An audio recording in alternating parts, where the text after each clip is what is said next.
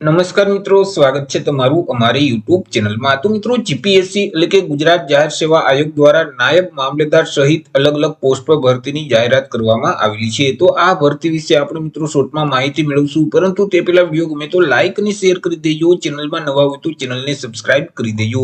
તો ચાલો મિત્રો, વિડીયોની શરૂઆત કરીએ।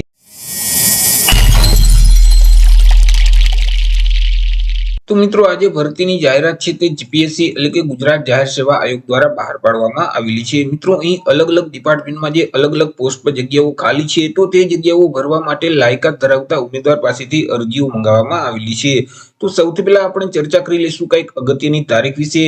હવે મિત્રો, આ જે ભરતી છે તેમાં જો તમારે અરજી કરવી હોય તો ઓનલાઈન અરજી ફોર્મ ભરવાનું રહેશે।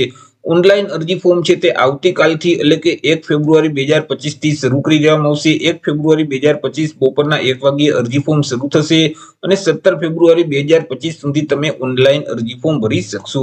મિત્રો, અહીં જે ઓનલાઈન અરજી ફોર્મ છે તે જે જીપીએસસી નું ઓજાસનું પોર્ટલ છે, gpsc-ojas.gujarat.gov.in નામની જે વેબસાઇટ છે, તે વેબસાઇટ ઉપર જઈ તમારે 17 ફેબ્રુઆરી 2025 સુધીમાં અરજી કરવાની રહેશે। મિત્રો, વાત કરી લઈએ કે કઈ કઈ પોસ્ટ છે, તેમાં કુલ કેટલી જગ્યા છે અને કોના માટે તે જગ્યાઓ રહેશે। કે જેમાં મિત્રો પહેલી પોસ્ટ છે તે મદદનીશ નિયામક આઈટી વર્ગ 1 ની પોસ્ટ છે કે જેમાં કુલ 29 જેટલી જગ્યા રહેશે। બીજી પોસ્ટ છે તે નાયબ નિયામક આઈટી વર્ગ 1 ની પોસ્ટ છે કે જેમાં 3 જેટલી જગ્યા છે। જ્યારે ત્રીજી પોસ્ટ છે તે આઈસીટી ઓફિસર વર્ગ 2 ની પોસ્ટ રહેશે કે જેમાં કુલ 12 જેટલી જગ્યા છે। મિત્રો, આજે 3 પોસ્ટની પ્રાથમિક પરીક્ષા છે તે 16 માર્ચ 2025 ના રોજ લેવામાં આવશે અને તેમની જે મુખ્ય પરીક્ષા છે તે અંદાજે એપ્રિલ અથવા તો મે 2025 માં લેવામાં આવશે। 3 પોસ્ટ માટે જે એજ્યુકેશન ક્વોલિફિકેશન છે તે બીઈ ટેકનોલોજી અથવા તો એમસીએ અથવા તો એમએસસી ઉમેદવારોએ કરેલું જોઈએ। જ્યારે મિત્રો અહીં 5 થી 10 વર્ષ સુધીનો અનુભવ પણ ફરજિયાત હોવો જોઈએ। અહીં જે આઈસીટી ઓફિસર વર્ગ 2 ની પોસ્ટ છે તેના માટે 2 વર્ષનો અનુભવ, નાયબ નિયામક આઈટી વર્ગ 1 ની પોસ્ટ છે તેના માટે 10 વર્ષનો અનુભવ, જ્યારે મદદનીશ નિયામક આઈટી વર્ગ 1 ની પોસ્ટ છે તેના માટે 5 વર્ષનો અનુભવ હોવો જોઈએ। ત્યાર પછી મિત્રો ચોથી જે પોસ્ટ છે તે મદદનીશ ઇજનેર સિવિલ વર્ગ 2 ની પોસ્ટ છે કે જેમાં કુલ 65 જેટલી જગ્યા છે। ત્યાર પછી મિત્રો નાયબ કાર્યપાલક ઇજનેર ઇલેક્ટ્રિકલ વર્ગ 2 ની પોસ્ટ છે કે જેમાં કુલ 1 જેટલી જગ્યા રહેશે। મદદનીશ ઇજનેર સિવિલ વર્ગ 2 ની પોસ્ટ છે કે જેમાં કુલ 30 જેટલી જગ્યા રહેશે। આ 3 પોસ્ટમાં માત્ર દિવ્યાંગ ઉમેદવાર જ અરજી ફોર્મ ભરી શકશે। દિવ્યાંગ સિવાય કોઈ પણ ઉમેદવાર આ ભરતીમાં અરજી ફોર્મ નહીં ભરી શકે। ત્યાર પછી મિત્રો અહીં જે આગળની પોસ્ટ છે તે હિસાબી અધિકારી વર્ગ 2 ની પોસ્ટ છે કે જેમાં તમામ ઉમેદવાર અરજી ફોર્મ ભરી શકશે। 39 જેટલી જગ્યા છે। એ મિત્રો તેમની જે પ્રાથમિક પરીક્ષા છે તે મિત્રો 10/5/2025 ના રોજ લેવામાં આવશે, જ્યારે મેઇન પરીક્ષા જુલાઈ 2025 ના રોજ લેવામાં આવશે। જે ઉમેદવારોએ બીકોમ અથવા સીએ અથવા તો સીએસ અથવા તો આઈસીડબ્લ્યુએ અથવા તો સીએમએ કરેલ છે તો તે ઉમેદવાર આ ભરતીમાં અરજી ફોર્મ ભરી શકશે। ત્યાર પછી મેનેજર ગ્રેડ 1 વર્ગ 1 ની પોસ્ટ વર્ગ 2 ની પોસ્ટ છે કે જેમાં 1 જગ્યા છે।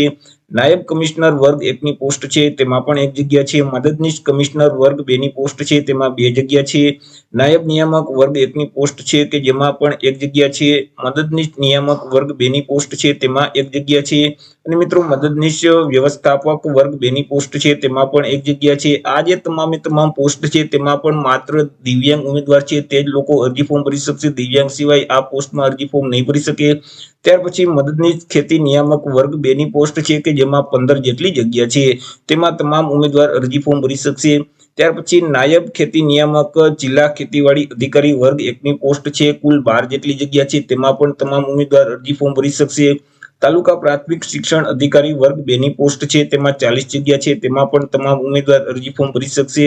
ત્યાર પછી બાળ લગ્ન પ્રતિબંધક જિલ્લા સમાજ સુરક્ષા અધિકારી વર્ગ 2 ની પોસ્ટ છે કે જેમાં 2 જગ્યા છે। તેમાં પણ તમામ ઉમેદવાર અરજી ફોર્મ ભરી શકશે। અને મદદનીશ ચેરિટી કમિશનર વર્ગ 1 ની પોસ્ટ છે કે જેમાં 6 જગ્યા છે। તેમાં પણ તમામ ઉમેદવાર અરજી ફોર્મ ભરી શકશે।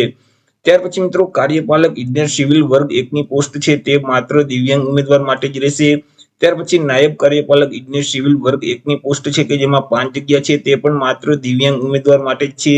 ત્યાર પછી નાયબ સેક્શન અધિકારી સચિવાલય વર્ગ 3 ની પોસ્ટ છે કે જેમાં 33 જેટલી જગ્યા છે, તે પણ માત્ર દિવ્યાંગ ઉમેદવાર માટે જ રહેશે। તે સિવાય નાયબ સેક્શન અધિકારી વિધાનસભા માટે વર્ગ 3 ની પોસ્ટ છે કે જેમાં પણ 1 જગ્યા છે, તેમાં પણ માત્ર દિવ્યાંગ ઉમેદવાર જ અરજી ફોર્મ ભરી શકશે। અને નાયબ મામલેદાર વર્ગ 3 ની પોસ્ટ છે કે જેમાં 38 જેટલી જગ્યા છે, તેમાં પણ માત્ર દિવ્યાંગ વ્યક્તિ જ અરજી ફોર્મ ભરી શકશે। તે સિવાય મિત્રો અહીં જે મેડિકલ કક્ષાની અલગ અલગ 4 પોસ્ટ છે કે જેમાં લાયકાત ધરાવતા તમામ ઉમેદવાર અરજી ફોર્મ ભરી શકશે। અહીં મિત્રો જે ડીવાયએસઓ અને નાયબ મામલેદાર વર્ગ 3 ની જે પોસ્ટ છે તેમાં મિત્રો 160 જગ્યા પર જૂન મહિનામાં ફરીથી ભરતી જાહેર કરવામાં આવશે કે જેમાં તમામ ઉમેદવાર અરજી ફોર્મ ભરી શકશે.